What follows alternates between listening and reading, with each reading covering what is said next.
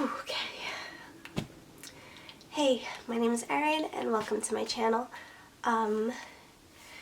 This video has been one that I've been wanting to make for probably 5 years. And I've chickened out every single time. It's been like a combination of being absolutely terrified to do it and also having this stupid mentality of being like, I'll do it when I have more subscribers, and then realizing that that is a completely egocentric thought and should not be the reason for me not making this video, so I'm finally doing it. Alright, so you already know what this is by the title of it. It's my eating disorder story. I know there's a ton of these on the internet and I think they're all very important because different things will resonate with different people, and I think it's really important to get people's stories out there, and I want to start doing more work in talking about these kind of issues. And I think that before I can start doing that, I need to tell people my own story, because that will show that maybe I know a little bit of what I'm talking about. So let's do this.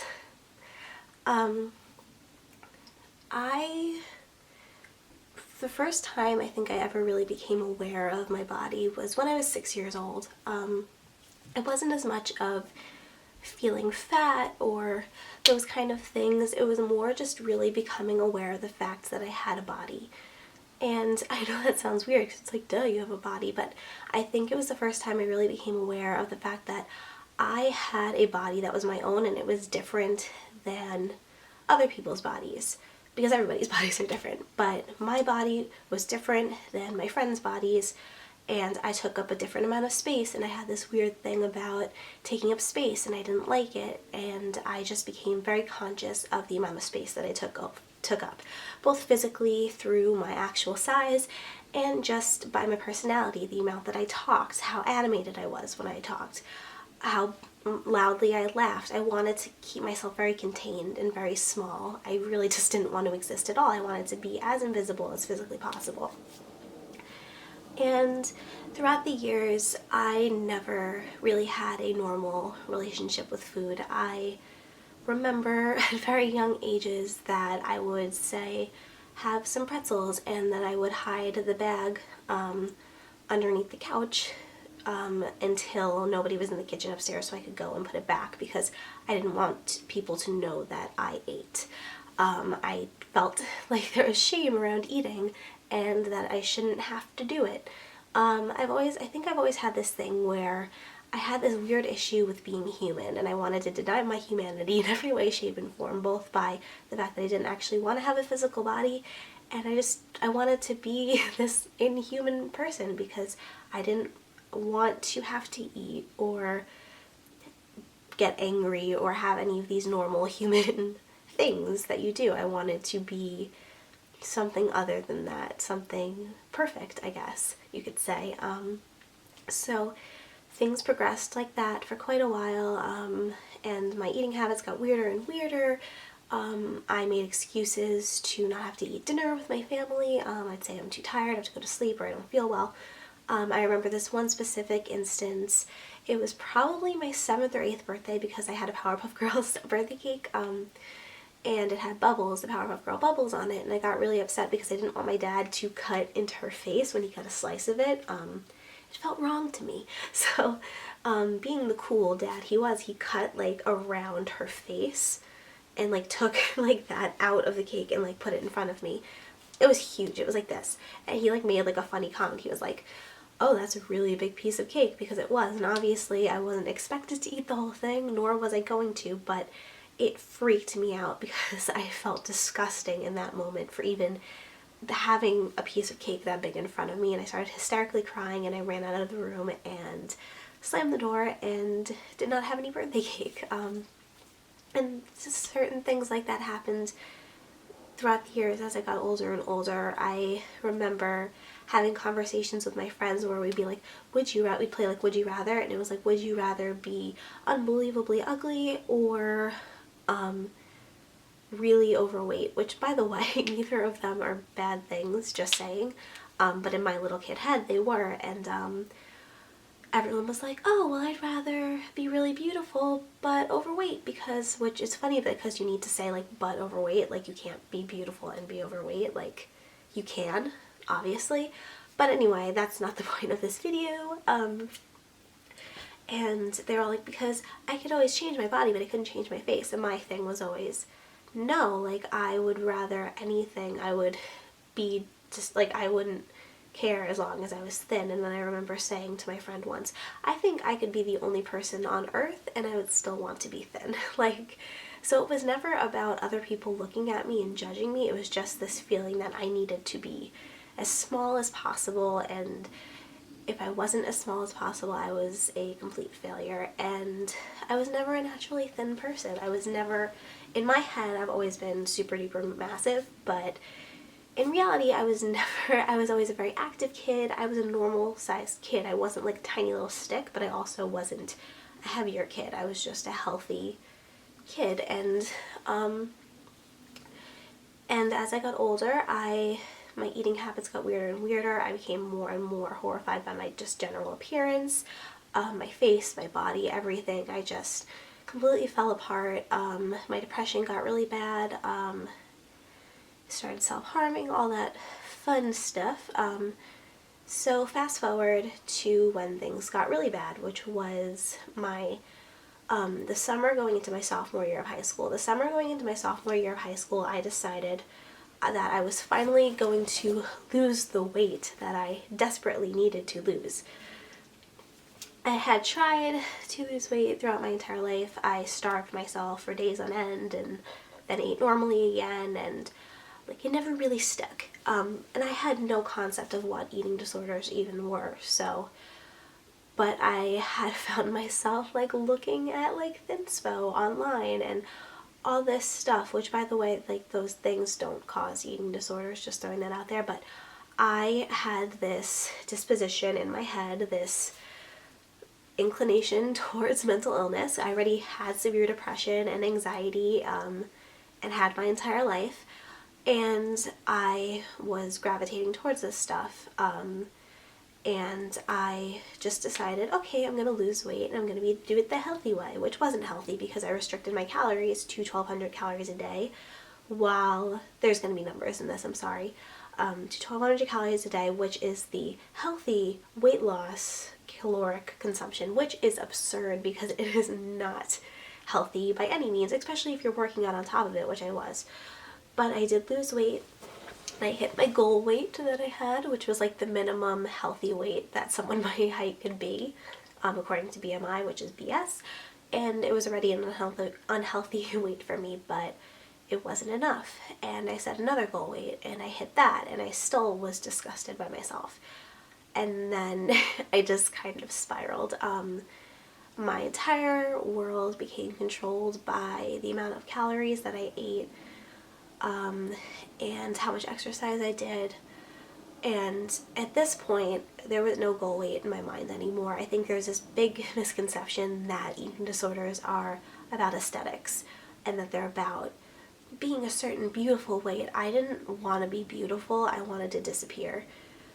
I wanted to die, honestly.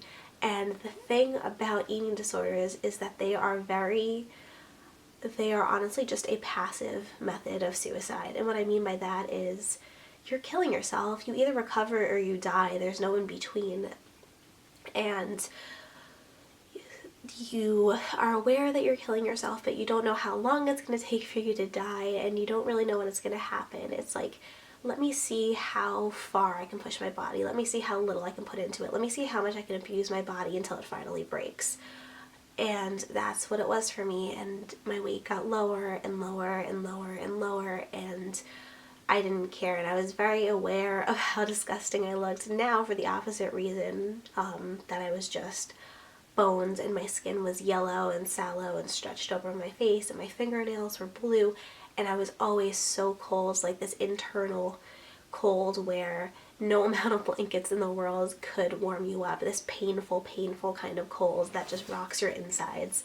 And I was always dizzy, and my head always hurt, and I was always shaking, and I couldn't do my floor exercises in dance class anymore because every time I tried to sit on the floor, my bones pressed into the floor, and it was so painful, and I was covered in bruises. Sitting in class was painful because of my bones pushing into the chair. It was just really bad, and I really don't remember a lot of that year, honestly. It was just me knowing that I was dying and not caring. It was my disappearing act. I wanted to disappear. I just gave up on everything and just didn't care anymore. And lucky for me, I had amazing friends that actually went to my guidance counselor very concerned early in the year. So he called me into their office, and I was furious. I didn't know which friends did that. He wouldn't tell me. I now know, and I'm forever grateful to them. But I got calls into his office and recommended that I go to therapy. So I went to therapy. Like, my parents are called and notified, and I went to therapy. And the therapist looked at me and said, "Well, you certainly don't look like you have an eating disorder." At this point, I was 85 pounds. I would lose almost 20 more pounds in the next couple of months after that therapy appointment. So then, fast forward through all of that, and on March 25th, 2011, I was taken to the ER. I was not doing so hot. I had a really low heart rate. I got an EKG. I got weighed, which was really not good. The number was very, very low and very, very bad. And I got admitted to the pediatrics ward of a hospital. I never actually went to an eating disorder inpatient unit, but there was an eating disorder program within this hospital, which was honestly a horrible place. It was probably more dangerous to my mental health than good, but I got admitted, and I was in the hospital for 11 days. I kind of was the perfect patient and ate all my meals and didn't complain. It was super sweet to everybody, and it was really mostly something about eating disorders is that even the most honest, wonderful people in the world will become extremely manipulative and extremely evil. It's almost like you aren't in control anymore. Your mental illness is, your eating disorders in control. You lie and you steal and you hurt the people you love, and you don't care because nothing can get in the way of you destroying yourself. And I basically manipulated my way out of the hospital. But while I was there, I gained weight. I had to gain weight because they were feeding me a lot, and the eating disorder program was kind of awful. They kind of treated eating disorder patients like they weren't human beings. They kind of treated us like if you came too close to the anorexics, like you would get it. But it was a really scary experience, but also a really necessary one because it saved my life. If I hadn't been checked in there, I wouldn't be alive today. I would have, within the next couple of months, I would have died. That was basically where I was at. Alarms went off in the middle of the night because my heart rate dropped too low while I was sleeping during refeeding.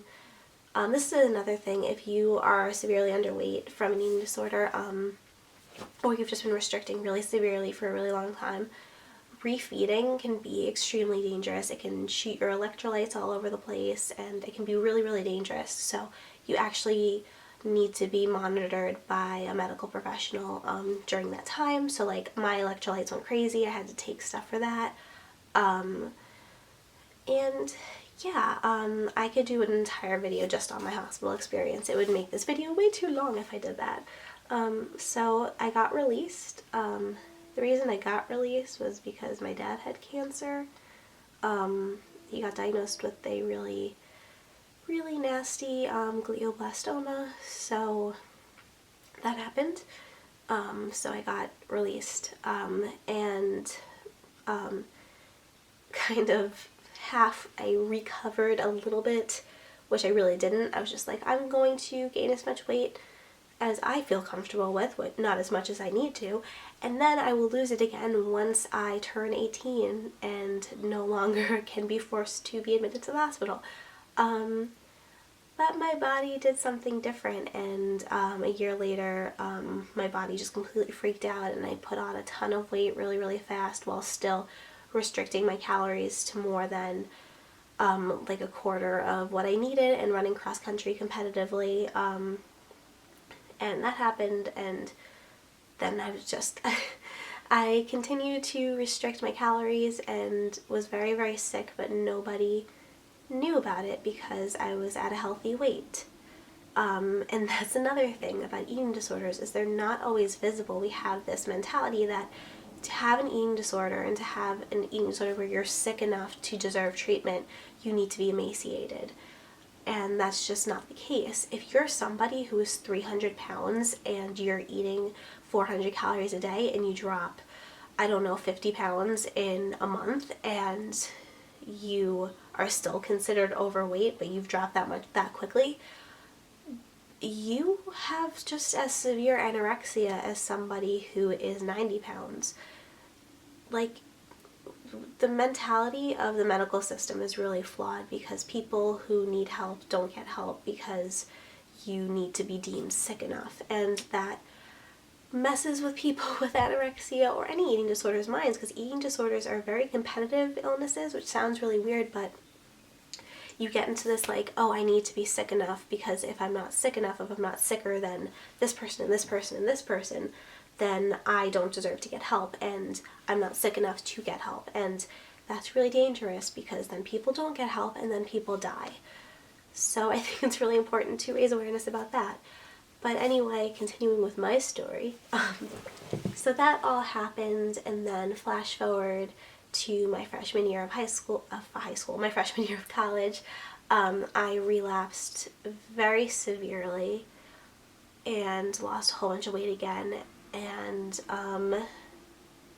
it was really bad, and somehow I got myself out of it a little bit, and now am at a quote-unquote healthy weight that I'm very uncomfortable at and kind of hate myself at, but that's where I am today. But I'm alive, and I'm still breathing, and I'm still kicking, and it's very possible that I couldn't be, and I have to fight every day, every meal to get through it, because as much of me wants to be as sick as possible and just wants to disappear, there's another part of me that loves this world so much that I want to live and experience it and really live in this world, and I can't do that while I'm chained down by mental illness. I know this was kind of not the best description of an eating disorder. I just don't want this to be like a million years long, but I just wanted to quickly give my story. I also made a blog post that's more in depth that I will link below. My main thing with this is that I want the takeaway to be, if you're somebody who believes that you may be struggling with some form of eating disorder, please go get help. I don't care if you've only been restricting for a month or you've been restricting for 10 years. I don't care if you're 90 pounds or 900 pounds. It doesn't matter. If you have those like red flags going off in your head that's like, something might not be right here, odds are something isn't right, and unfortunately you might go and the doctors might tell you that it's all in your head or you're not sick enough yet to get any help. Don't give up. Continue going to different therapists, continue going to different doctors until somebody will help you, because you deserve the help. If you're somebody who knows somebody who has an eating disorder, please speak up. Please, if they're young enough that their parents can intervene, tell their parents, talk to them, do something for them. They might hate you for it at first, they will hate you for it at first, but it is so worth keeping them alive, and they will someday really thank you. I know that by personal experience. They will be so grateful someday. And if you're somebody who has no experience with eating disorders ever, I hope this gave you some type of understanding that it's not just about being skinny and being pretty. It's nothing about that.